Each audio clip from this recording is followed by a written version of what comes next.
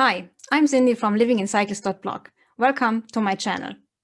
In this video, I'm going to show how astrology can help us understand basic concepts such as oneness, polarity, and diversity. Stay tuned.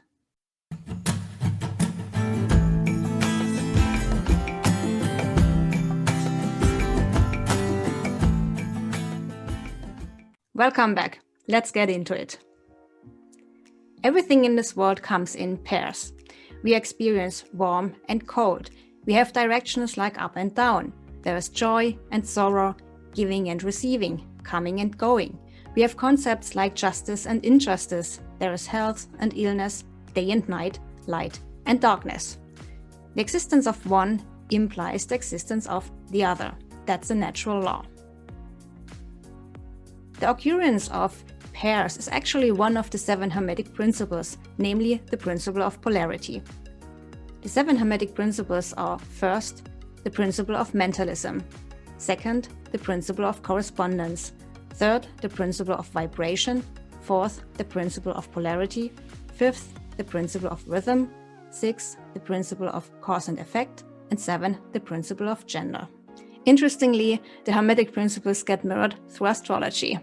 I'm sure you have heard the Hermetic axiom, as above, so below, which states that there is a similarity between macrocosm, the universe, and microcosm, the human being or life on Earth.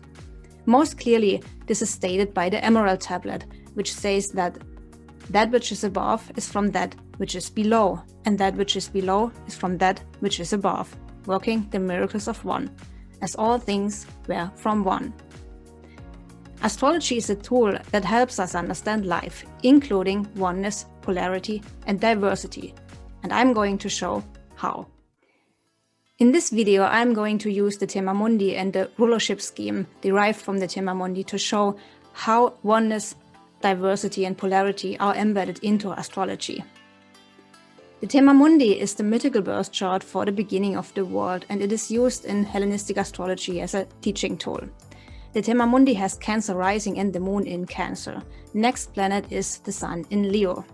Interestingly, the other planets are arranged according to their distance and swiftness from the Sun. So the slowest and dimmest planet Saturn is the farthest from the Sun, and the season Capricorn rules is also the coldest and darkest time of the year in the Northern Hemisphere, whereas the season ruled by the Moon and the Sun is the hottest and brightest time of the year in the Northern Hemisphere. So in this graph in the Thema Mundi, we can see here Cancer rising in the Moon in Cancer, and then the Sun in Leo, the next planet. And then the farthest planet from the Sun is Saturn here in Capricorn. So Saturn is the most distant planet from the Sun in the skies, but also in the Thema Mundi. Let's go to the planetary rulership scheme now, which is derived from the Thema Mundi. What we see here is that we have the zodiac circle with all the 12 signs, then we have the 2 lights, Moon and Sun here, and then we have 5 planets. Each planet occurs here on the left and on the right side, and this is interesting because we have a beautiful symmetry here. And if you wonder why Cancer and Leo is now here on the bottom, it's only because I want to show the symmetry and it's easier to spot this way. So each planet has 2 domiciles, which means that each planet has 2 zodiac signs it rules and calls home. One sign is feminine and one sign is masculine. That means that each planet has 2 expressions of its energy. There is an exception for Sun and Moon. And this is because the lights themselves are primeval symbols of the feminine and masculine energy. You can see this by the relationship between Sun and Moon. The Sun emits its rays and the Moon receives the Sun's rays and reflects them. Let's just go through all the signs and the planets. As we see here, Saturn is ruling over Aquarius and Capricorn. Aquarius is the masculine sign ruled by Saturn, and Capricorn is the feminine sign ruled by Saturn. Jupiter rules over Pisces and Sagittarius. Sagittarius is a masculine sign, Pisces is a feminine sign. Mars rules over Aries and Scorpio. Scorpio is a feminine sign, Aries is a masculine sign. Venus is the ruler of Taurus and Libra. Libra is a masculine sign and Taurus is a feminine sign. Mercury is the ruler of Gemini and Virgo. Virgo is a feminine sign and Gemini is a masculine sign. And finally, we have the lights.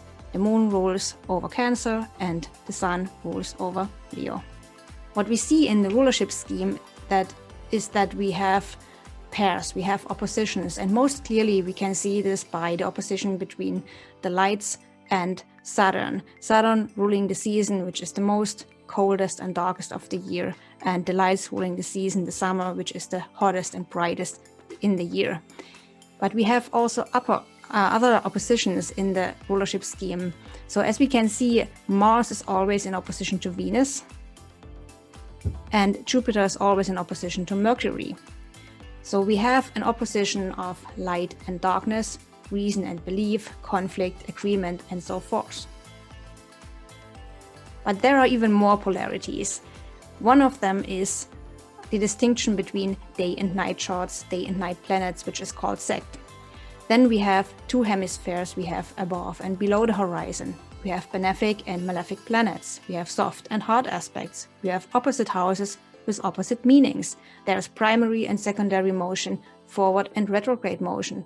And we have also feminine and masculine elements. I will shortly talk about sect because this is a basic concept in astrology and very important to understand. So basically, you have the distinction between day and night charts, and how you figure this out is by looking where the sun is located. If the sun is located above the horizon, like in the graph here on the left, the horizon is the line here, the sun is above the horizon. This makes it a day chart. And this would mean that the diurnal sect, which is consisted of the sun as its ruler and Jupiter and Saturn, would be in charge. Whereas if you have a night chart figured out by the sun here below the horizon, so the sun here is below the horizon, this is a night chart, the nocturnal sect is in charge. The nocturnal sect consists of the moon as its ruler and Venus and Mars.